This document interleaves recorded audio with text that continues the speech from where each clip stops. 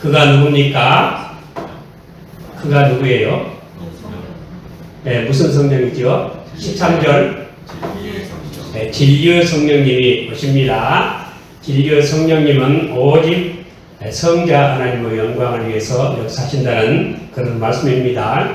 성령님 언제 오셨죠? 성령님 언제 오셨어요? 예수님 승천하시고 언제 오셨죠? 무슨 절에? 오순절에 오셨죠? 오순절. 예수님 부활하시고 며칠간 계셨어요? 세상에 40일간 계시고 승천하신 후 며칠 만에 성령이 오신 거죠? 열흘 만에 오셨으니까 그래서 50일이니까 오순절이에요. 순이 그 열이라는 뜻이에요. 오순절. 근데 이 원래 오순절이 율법을 주신 날이거든요. 율법을 주셨어요.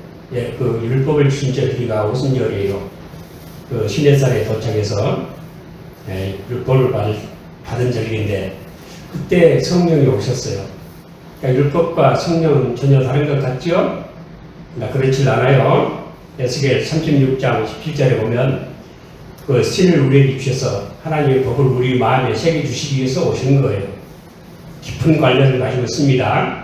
성령이 오순절에 오셔가지고 그때 사람들이 어떻게 됐죠? 뭘 했죠? 예? 사람들이 그때 그 백신문도가 기도하다가 어떻게 됐어요? 각 나라가 막 방언을 하기 시작을 했죠? 방언을 했어요. 그래서 우리가 성령 하면은 뭐가 생각납니까? 얼른 우리가 성령 하면 뭐가 생각나요? 방언이 생각나죠? 사실 성령님 방언을 하시기 위해서 오신 게 아니에요. 그 방언은 우리가 뭐를 랄랄랄라 하는 건 아니고 각 나라 말로 각 나라 사람이 제일 듣기 쉬운 다이얼렉트란 말이 영어로는 사투리라고 해요. 디알렉트스라고 헬러어인데 사투리라는 뜻이에요. 그러니까 사투리가 그 지방 사람들은 제일 편리하게 제일 알아듣기 쉬운 언어죠. 제일 알아듣기 쉬운 언어로 무슨 말을 하게 했는가 이게 중요해요. 방언 자체, 방언의 내용이 뭐냐? 그때 방언을 해가지고 사람들이 많이 모여들게 했죠. 그래서 사람들이 모여드니까 그때 15나라, 16나라 사람들이 모여들었죠. 그 사람들 앞에서 사도들이 뭘 했냐면 너희들이 예수를 십자가에 못 박았지만 하나님은 살리셨다. 너희들은 죽였지만 하나님은 예수를 살리셨다. 성령께서 하신 말씀이 이거예요. 예수가 살아나셨다. 그리고 그 예수님이 이 성령 하나님 보좌 우편에 오르셔서 하늘과 땅의 모든 권세를 가지신 그 예수님 가지시고 하나님 보좌 앞에서 바로 버리신 것이 이 성령이시다. 그리고 이 예수님은 너희들은 사형수라고 죽어야 마땅한 죄를 지은 죄수라고 생각해서 죽였지만 하나님은 예수를 아주 지극히 높이셔서 임금과 구주로 세우셨다. 그렇기 때문에 이 예수를 믿지 않고는 구원이 없다. 다른 이름으로는 구원을 받을 수 없나니 천하 인간의 구원을 받을 만한 다른 이름을 우리에게 주신 일이 없다. 이것을 말씀하게 하신 분이 성령 사역이에요. 그러니까 우리가 성령 사역하면은 방언, 이적 기사, 나중에 그 교회가 이적 기사가 없을 때 성령께서는 또 다른 역사를 하셨어요. 그래서 나중에 우리가 참고하기로 하고 하여튼 이 성령께서 오신 목적은 뭐냐? 오늘 본문 말씀 다시 한번 봉독해 봅니다. 그가 내 영광을 나타내리니 이것을 가지고 너에게 알리겠습니다. 성령님은 무엇을 하시기 위해서 오셨습니까? 예수님의 영광을 나타내기 위해서, 예수님께 영광을 돌리기 위해서, 성자를 영광롭게 하기 위해서 세상에 오신 줄로 믿으시기를 바랍니다. 그러면 성령께서 과연 어떻게 해서 예수의 영광을 나타내셨는가? 오늘은 몇 가지 그것만 상고하고 마칩니다. 첫째는 우리가 예수님께서 니고데모에게 요한복음 3장에 보면은 무엇으로 거듭나야 한다고 하셨죠? 물과 성령으로 거듭나야 이 하나님 나라 볼 수 있다 말씀하셨죠. 성령께서 하시는 일은 맨 먼저 우리를 거듭나게 하시는 일입니다. 중생시키는 일이에요. 거듭남이 중생이죠. 리제너레이션이라. 그래 영어로는 리제너레이션. 다시 태어나는 거예요. 근데 중생이 뭐냐? 중생은 두 가지 요소를 가지고 있어요. 그 두 가지 요소가 뭐냐? 첫째는 생명의 씨를 심어드리는 거예요. 뭐예요? 생명의 씨를 심는 거예요. 우리 영혼에. 그리고 두 번째는 그렇게 해서 두 번째가 이 말이 중요해요. 주관적 성향을 성화시키는 거예요. 주관적 성향을 성화시키는 거예요. 그러니까 중생이란 새 생명의 원소 씨를 심어드리고 그리고 우리 영혼의 주관적 성향을 성화시키는 성령의 사역을 뭐라 해요? 중생이라고 한다. 그래요. 근데 그 생명이 뭐냐? 그 생명이 누구 생명일까요? 그 생명은 바로 우리 주 예수 그리스도의 생명이에요. 요한복음 1장 4절에 보면 그 안에 생명이 있었으니 이 생명은 사람들의 빛이라. 빛이 어둠의 빛이되 어둠이 깨닫지 못하더라 했고 요한복음 5장 26절에도 아버지께서 자기 속에 생명이 있음과 같이 이 아들에게도 이 생명을 주어 그 속에 있게 하셨고 성령께서 우리를 거듭나게 하실 때 생명의 씨를 심는데 그 생명이 누구 생명이에요?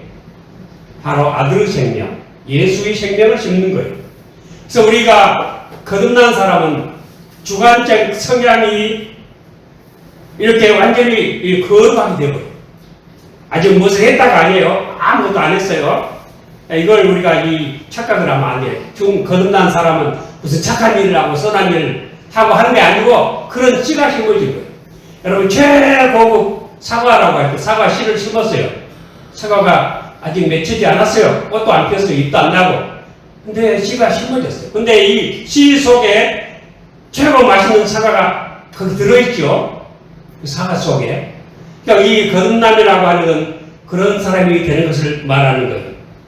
그래서 우리 속에 심어진 생명, 거듭난 사람 속에는 누구 생명 씨가 들어있어요?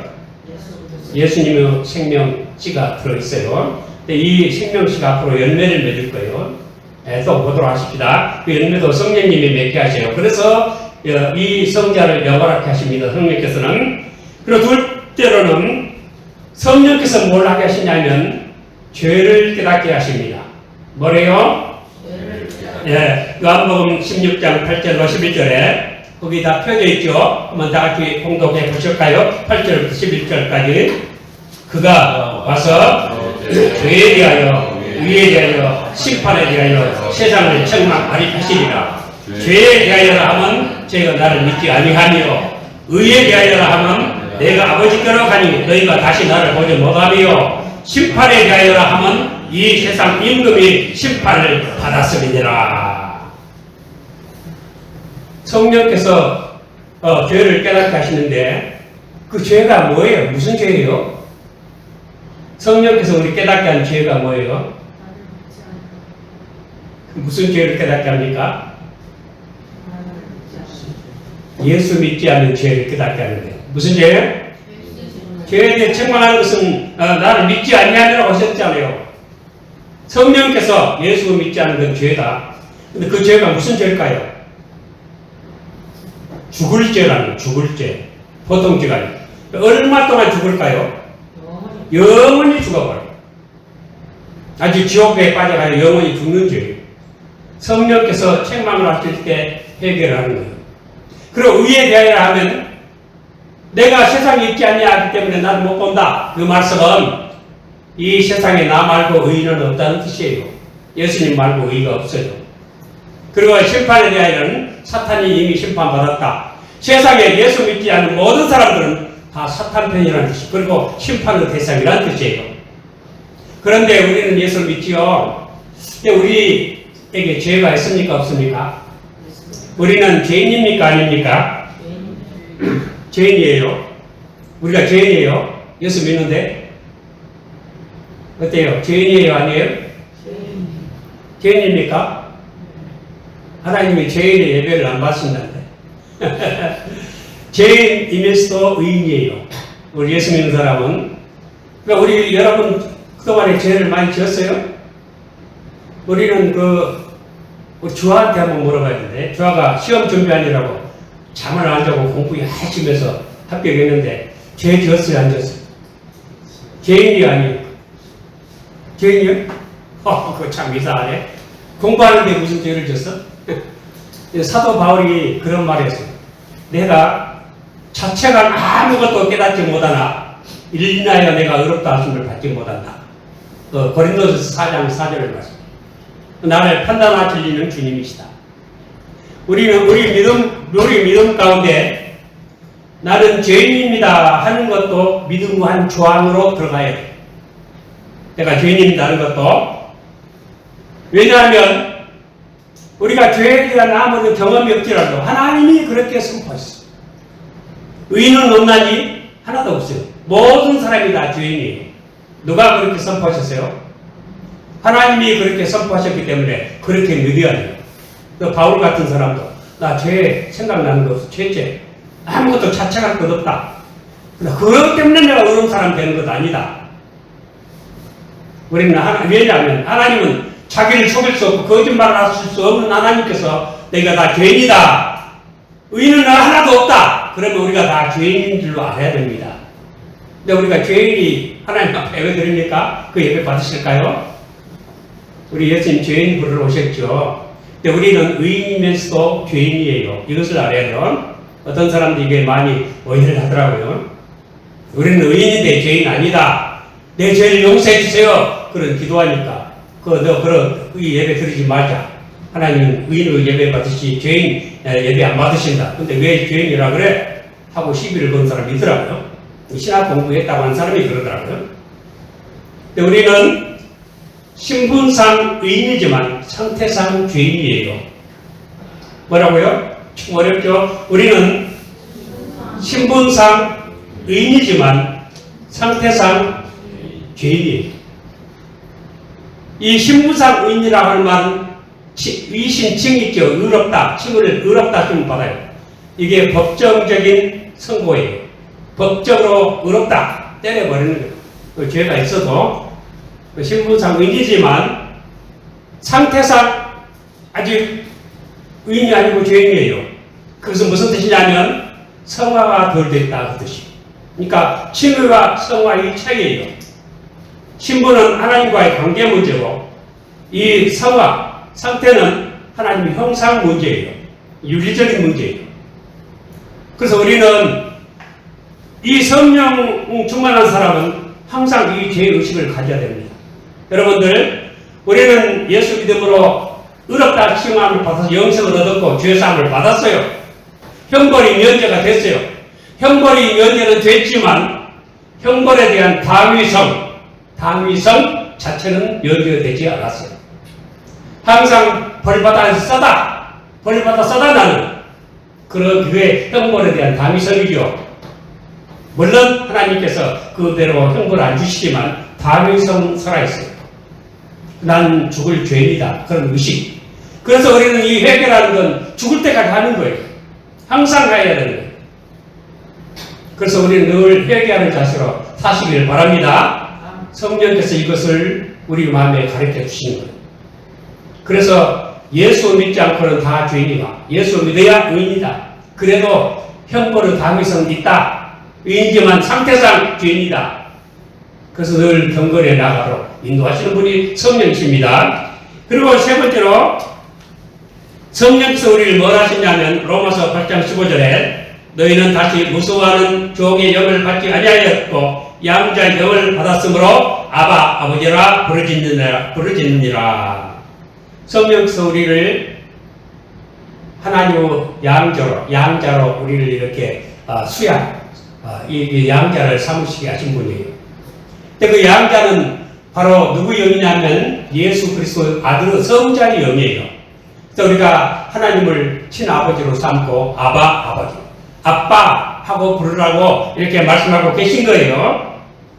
그래서 우리는 성령 때문에 다 양자가 된 줄 믿으시기 바랍니다. 그래서 우리는 성령 안에서 다 양자이기 때문에 아들도 손자도 다 조카도 할아버지도 다 하나님을 아버지라 그러지 하나님 할아버지 하는 사람은 없어요. 왜냐하면 예수 그리스도 성자는 출생을 하셨지만 성령은 발출을 하세요. 출생을 안 하세요. 그래서 성자는 성부의 아들이지만 성령은 성자를 또 출생하셨다 그러면 손자가 되겠지만 성령은 출생을 하지 않고 발출을 하셨다. 프로세스를 하셨다. 좀 어려운 말이지만 그래서 우리는 다 왜 손자도 아들도 다 할아버지도 하나님을 아버지라고 하느냐? 아들의 영을 받았기 때문에 그러는 거예요. 여러분 다 믿습니까? 그래서 우리는 이 아들의 영을 받았다. 그럼 우리가 하나님의 양자가 됐는데 친아들은 누구예요? 친아들은 성자 예수님이고 우리는 뭐예요? 양자녀들이에요. 그럼 이 자녀의 개념은 뭐냐? 자녀의 개념은 항상 아버지의 뜻을 이루어드리고 아버지를 본받고 그리고 아버지를 영화롭게 해드려요. 그리고 최후로 아버지의 나라를 아버지 기업을 상속을 받아요. 상속자 개념이에요. 아시겠어요? 그래서 우리는 하나님 나라 상속자가 된 줄 믿으시기 바랍니다. 그래서 우리는 유명한 사람들 아주 고명한 자 존귀한 자들입니다. 잘 믿습니까? 근데 우리가 하나님 나라 받을 때 우리만 받습니까? 예수님은 안 받습니까? 어때요? 예수님은 안 받고 우리만 받아요? 우리만 왕노릇합니까? 요한계시록에 보세요. 그리스도와 함께 왕노릇을 합니다. 믿습니까? 예수님과 함께 왕노릇하지 우리만 하지 않아요. 왜냐하면 우리는 양자가 되었기 때문입니다. 시간이 많이 가니까 좀 넘어갑니다. 다음으로는 성령께서 무엇을 하시냐 하면 하나님의 사랑을 우리에게 부어주십니다. 로마서 5장 5절에 소망이 부끄럽게 아니하면 우리에게 주신 성령으로 말미암아 하나님의 사랑이 우리 마음에 부은바 되느니라고 말씀을 하십니다. 그 말씀하시기 전에 로마서 5장 3절 4절에 담아냈뿐 아니라 우리가 환난 중에도 즐거워하나니 이는 환난 인내를 인는 연단은 소망을 이루는 줄 알느니라 했어요. 그러니까 환난, 인내, 연단, 소망. 그래서 소망 중에 환난을 당하면서 뭔가를 소망을 바라면서 즐거워하고 기뻐한다. 왜냐하면 하나님의 사랑이 성령을 통해서 그때 우리 마음에 부어지기 때문이라 했어요. 근데 그 하나님의 사랑이 무슨 사랑이냐? 그것도 로마서 5장의 8절에 가르쳐 주고 있습니다. 보면 우리가 아직 죄인 되었을 때 그리스도께서 우리를 위하여 죽으심으로 하나님께서 우리에게 대한 자기의 사랑을 확증하셨느니라. 그리스도께서 죄인된 우리를 위해서 원수된 우리를 위해서 연약한 우리를 위해서 십자가에 못 박혀 죽으신 것이 하나님의 사랑의 그 증거예요. 그래서 우리가 고난당할 때 어려움을 당할 때 예수님이 십자가에 못 박혀 죽으셨다. 이걸 생각하면서 참으시고 또 참으시기 바랍니다. 예수님 십자가에 못 박혀 죽으심으로 그렇게 비참하게 죽으셨지만 나 하나님 나라에서 하나님이 제일 높여 있어 임금과 구주가 되시고 천지 대권을 가지시고 하나님 나라 왕이 되게 하셨다. 우리도 그렇게 된다. 이걸 생각하면서 환난 당할 때 참으면서 즐거워하시면서 소망이 더욱 빛나시길 바랍니다. 그래서 우리 소망이란 믿음이 흔들릴 때 믿음을 꽉 잡아주는 역할을 하는 게 소망이에요. 여러분 어려움 당할 때 항상 십자가를 생각했어요. 하세요. 그것이 하나님의 사랑이에요. 하다못해 병원에 가서 주사 맞을 때도 아프다고 생각하지 마시고 예수님 십자가를 생각하세요. 그것이 하나님의 사랑이에요. 성령님께서 우리에게 같은 사랑을 항상 우리에게 마음속에 부어주십니다. 바로 예수님을 영화롭게 하는 것입니다. 그리고 성령님은 온갖 영적 열매를 맺게 하십니다.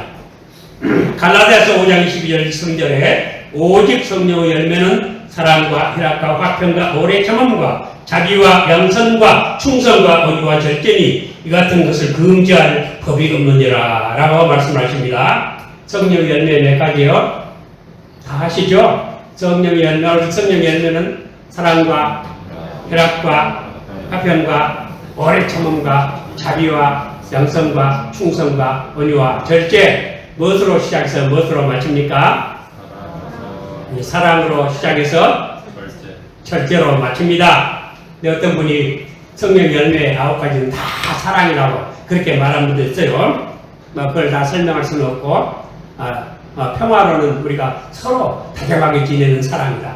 또 오래 참으면 그냥 뭘 잘 견뎌내는 사랑이다 하는 식으로 절제는 그냥 모든 것을 다 근신하는 그런 사랑이다 그렇게 표현하는 분도 있어요. 그런데 이 성령 열매는 뭐냐면 한마디로 아까 우리가 중생할 때 무슨 씨를 심었어요? 무슨 생명이? 예수님의 생명을 심었죠? 네? 그 성령 열매는 뭐냐면 예수님 마음의 열매예요. 성령 열매는 다른 게 아니고 바로 예수님 마음을 의미하는 거예요. 그래서 성령께서는 우리로 하여금 예수님의 마음의 열매를 맺게 하십니다. 믿으시기 바랍니다. 그렇게 해서 성자를 영원하게 하시는 것입니다.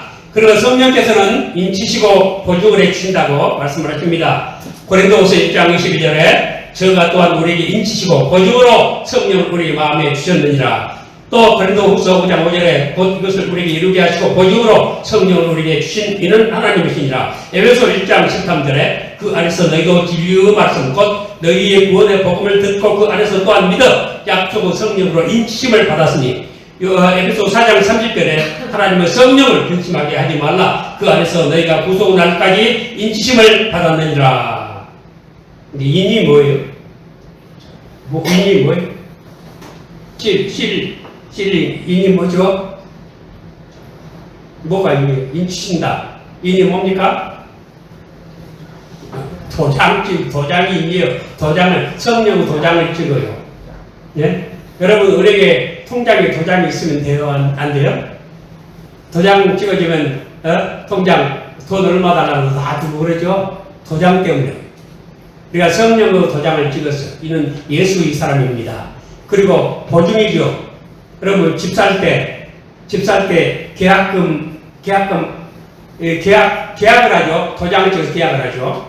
보증금을 또 중간에 내죠. 중간에. 보증금 내면 이제 이 집은 내 거다. 그러죠. 성령의 보증은 뭐냐면 하나님 나라 예선 체험을 말하는 거예요. 미리 맛보게 해주신다는 거예요. 성령 안에서 성령 충만한 사람은 하나님 나라의 즐거움을 항상 맛보고 항상 즐거워요. 성령의 역사. 다 예수 그리스도의 영입니다. 그리고 마지막으로 성령은 우리 몸의 부활을 보증해 주십니다. 우리 몸을 부활시켜 주십니다. 로마서 8장 11절에 예수를 죽은 자 가운데서 살리신 이 영이 너희 안에 거하시면 그리스도 예수를 죽은 자 가운데서 살리신 이가 너희 안에 거하시는 그 영으로 말미암아 너희 죽을 몸도 살리시리라 말씀하십니다. 예수님도 죽으셨지만 성령으로 다시 살게 하시고 그 예수를 부활시켜 하신 그 성령께서 우리가 죽어도 우리 몸도 다시 살려주십니다. 다 믿으시기 바랍니다. 우리는 무엇으로 부활합니까? 성령으로 부활하십니다. 그런데 부활도 두 가지예요. 부활의 두 가지가 뭐냐면 요한복음 5장 19절에 그랬어요. 악한 일을 행한 자는 선한 일을 행한 자는 생명의 부활로 악한 일을 행한 자는 심판의 부활로 나오리라. 부활 두 가지가 뭡니까? 생명의 부활과 심판의 부활. 근데 예수의 영으로 예수를 부활시키게 하신 그 성령으로 부활한 우리 성도들은 무슨 부활을 할까요? 생명의 부활일까요? 심판의 부활일까요? 그건 생명의 부활을 의미합니다. 우리 예수님께서 우리를 심판이 없는 생명의 부활로 우리를 죽어도 다시 살게 하실 줄로 믿습니다.